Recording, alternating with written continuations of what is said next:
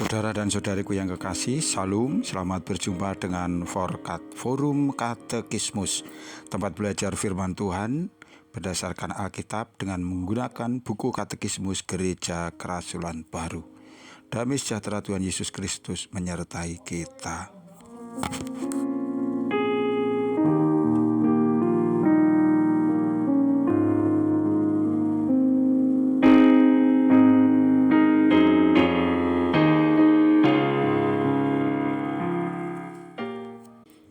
Saudaraku, kita telah sampai pada soal nomor 103.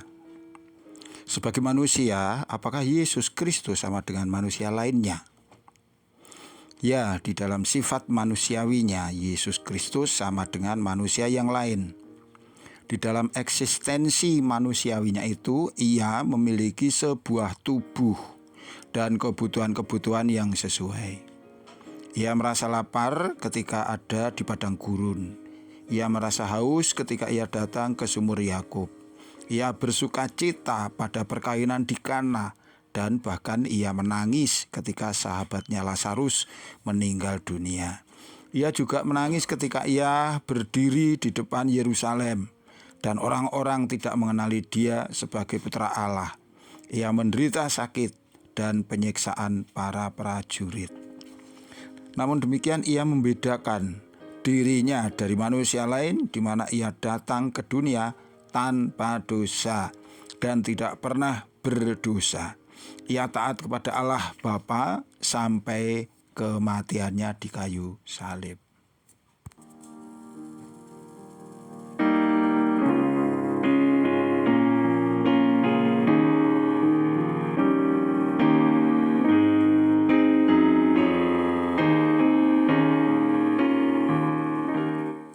Soal nomor 104.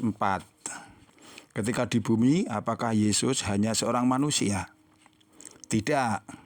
Ketika di bumi, ia adalah baik manusia dan putra Allah, yakni Allah sejati. Yesus Kristus adalah manusia sejati dan Allah sejati.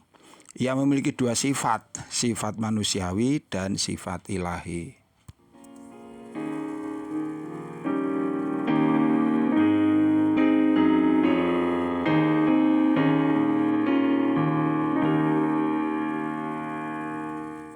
Ayat-ayat Alkitab manakah yang bersaksi bahwa Yesus Kristus adalah juga senantiasa Allah sejati? Hanya sebagai Allah sejatilah bahwa Yesus Kristus mampu berkata yang demikian. Sebagaimana tertulis di dalam Yohanes 10 ayat 30. Aku dan Bapa adalah satu. Pernyataan tersebut di atas mengungkapkan bahwa Sang Bapa dan Tuhan Yesus Kristus adalah satu sama esensinya. Pada saat Tuhan Yesus dibaptis di Sungai Yordan, terdapat sebuah suara dari langit yang terdengar dan berkata demikian, "Inilah anak yang kukasihi, kepadanyalah aku berkenan." Matius 3 ayat 17. Juga selama ia dipermuliakan, Bapa juga menekankan bahwa Yesus adalah putra Allah. Matius 17 ayat 5. "Inilah anak yang kukasihi, kepadanyalah aku berkenan, dengarkanlah dia." Begitu juga kata-kata Yesus yang di bawah ini di dalam Yohanes 14 ayat 9. "Barang siapa telah melihat aku, ia telah melihat Sang Bapa." Dalam hal itulah Tuhan Yesus juga bersaksi bahwa ia adalah Allah. Saudaraku yang dikasihi Tuhan, pengajaran bahwa Yesus Kristus adalah manusia sejati dan Allah yang sejati, yakni pengajaran hypostatic union, ini diabadikan pada Konsili Kalkedon tahun 451 Masehi. Pengajaran tentang dua kodrat Yesus ini melampaui pengalaman dan imajinasi manusia. Ini adalah sebuah misteri. Di dalam surat Filipi 2 pasal 6 ayat sampai 8, penjelmaan putra Allah digambarkan sebagai perendahan diri.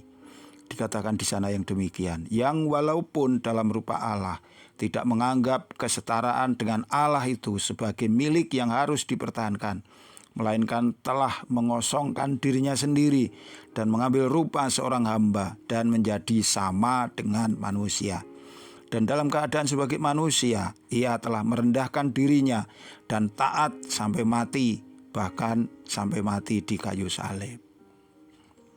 Yesus berbagi di dalam keseluruhan sisi manusiawi dalam hal perasaan jasmani maupun rohani. Ini kelihatan dan nyata di dalam keberadaan manusiawinya.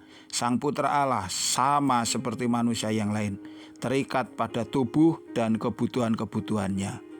Dalam Lukas 2 ayat 52 dikatakan bahwa Yesus bertambah-tambah dalam hikmat dan besarnya, serta makin dikasihi oleh Allah dan manusia. Pada saat Yesus hadir pada perkawinan di Kana, Yesus bersukacita bersama mereka yang bersukacita. Ia menderita bersama mereka yang berduka cita. Ia menangis ketika Lazarus mati. Ia lapar ketika berada di tengah padang gurun. Ia haus ketika berada di sumur Yakub. Ia merasa sakit oleh pukulan-pukulan prajurit. Dihadapkan pada kematiannya yang telah dekat pada kayu salib, Yesus menyatakan yang demikian. Hatiku sangat sedih seperti mau mati rasanya. Matius 26 ayat 38. Kenyataan bahwa Yesus Kristus adalah manusia sejati disebutkan di dalam Ibrani 4 ayat 15. Pada saat yang sama, perbedaan antara dia dan orang-orang lainnya menjadi semakin jelas, di mana di sini dikatakan bahwa ia tanpa dosa.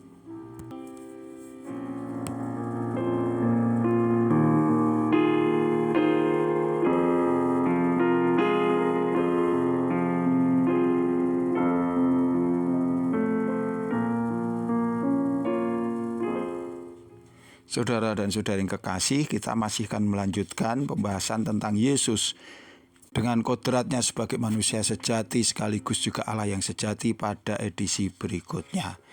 Tuhan memberkati kita, sampai jumpa. Amin.